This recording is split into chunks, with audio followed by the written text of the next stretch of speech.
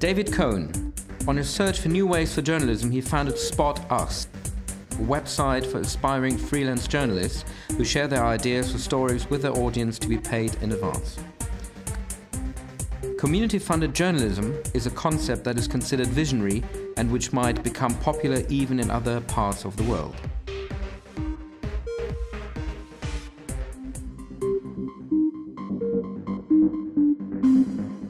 I love this question. I actually ask this question to people all the time too, because I had this question with a journalism professor one time, and he was like, well, let's define journalism. And you know, if you look it up in the encyclopedia or the dictionary, it's actually somewhat of a cyclical definition. It says, you know, journalism is something that is produced in periodical journals, right? Or it is produced by journalists. That doesn't define it.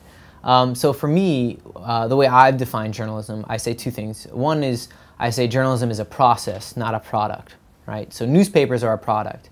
The things that land on your doorstep, right? That's a packaged product. That's a newspaper. Journalism is a process. It's a series of things that you do. And the series of things that you do, as I define it, is you collect information, you filter information, and then you distribute the information. The fourth step is providing context or meaning, right? Why is this important? Why is this relevant to you? But essentially, journalism is a process. It's doing certain acts.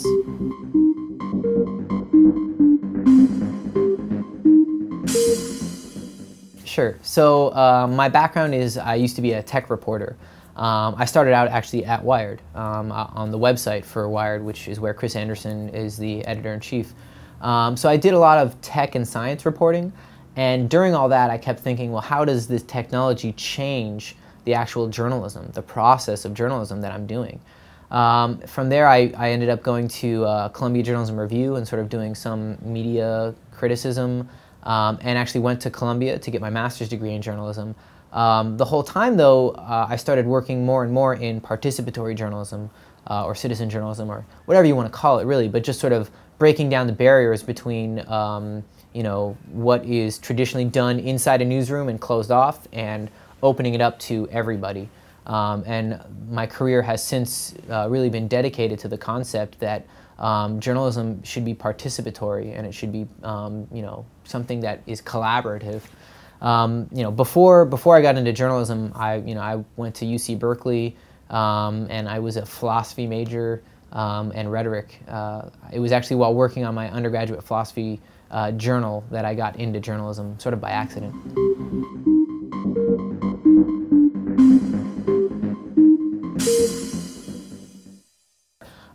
The quick explanation of what I say for that is you're taking the workload of an investigation and you're distributing the workload, right? So you can say, a great example actually in the UK recently there was, and I'm going to get this a little wrong, but there was some scandal about where money was being spent by people in the parliament, I believe, right? And they had to go over thousands of documents. That's a lot for any one person. No one person is going to be able to look over thousands of documents, or if they do, it's going to take them a long time.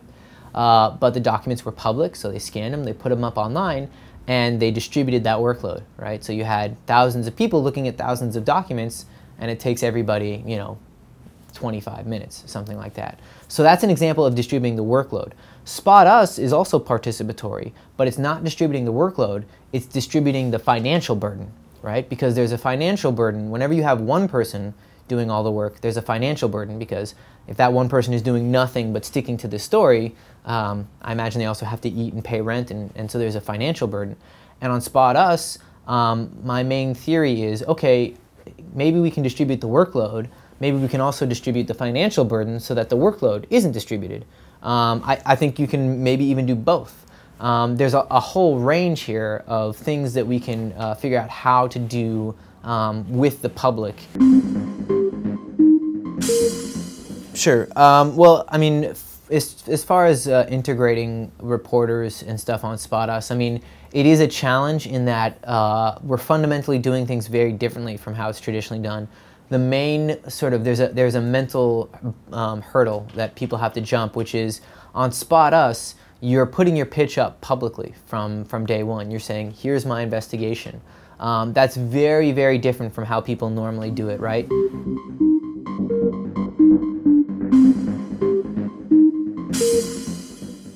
What I say is that nonprofit journalism is part of the future, but not the future. So an analogy I've been using lately is that, like, journalists are awash at sea, and there's a lot of different logs floating around, and it's a mistake to grab one log and think that we're safe. What we really need, or if a news organization wants to survive, I think they need a piece of string, and they need to be able to tie a bunch of logs together. I think what Spot Us is doing is one of those logs. But I never try and tell anybody that it's going to save journalism or that we can sustain an entire news organization. What we can do, I am convinced though, is we could accommodate 10% to 30% of a news organization's revenue.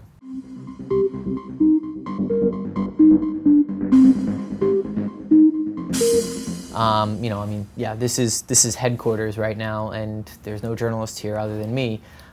It's very much, in many ways, it's a marketplace. So we're creating a marketplace where freelance journalists and news organizations and community members can come and meet online to determine and set a news agenda. Normally the news agenda is set in newsrooms with only people who are in that newsroom.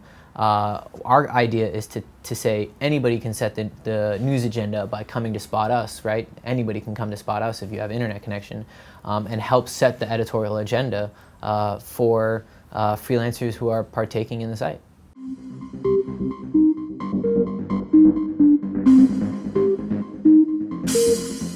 We're only doing journalism that's in the public interest, right? We aren't doing entertainment journalism or movie reviews or things like that. As far as who is a journalist, we actually don't define who is or is not a journalist, because who am I to define who is and isn't a journalist? That's not my place. So what I say is that we are picky, or we're choosy about who we work with, but we are by no means exclusive.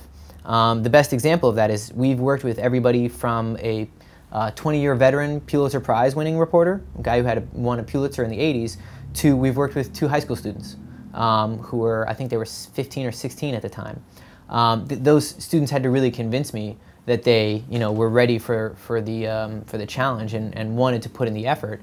But they did. They created a little bit of a teaser for their story first and convinced me that they were ready to take it all the way, and they did.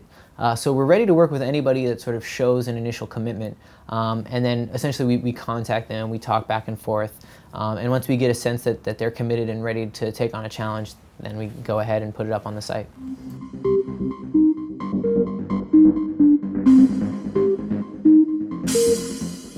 One of my most commented blog posts was actually about this, and I went to Columbia Journalism School. That's where I got my master's. I worked for Jay Rosen, an NYU journalism professor, and I worked for Jeff Jarvis at the City University of New York, and also I'm good friends with Geneva at USC. So I find the predicament of journalism schools really interesting, because something that we say right now in journalism is that journalism will survive the death of its institutions, right? So the idea is you have these news organizations, those are the institutions, and they're dying. Journalism will survive. But there are certain institutions that are sheltered from the economic realities of the world, journalism schools. That means that they have a higher, what's the word I'm looking for? They have more responsibility. They have more responsibility to shoulder some of the future of journalism, and they have to drastically rethink themselves too, which they're doing. Most of the journalism schools that I know of are radically rethinking how they're going to teach journalism. I don't know the answer. I don't think anybody does, which is why it's probably both, just like it is in the professional world, exciting and scary to be trying to figure that out. But it has to be figured out. How do you teach the future of journalism? I think a big part of it is teaching people to be independent, like I have been, which wasn't necessarily part of my journalism training at Columbia at the time. Maybe now it is. I know that they have an entrepreneurship program. In this box, actually, which I usually keep right here, this has all of the administrative stuff, the bookkeeping. So for example,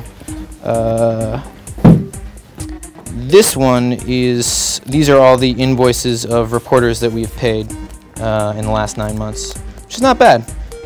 These are all represent reporters that have sent us invoices for reporting work that they've done. The others are sort of either contractors. This is money in, money out, other things. This is the actual checkbook.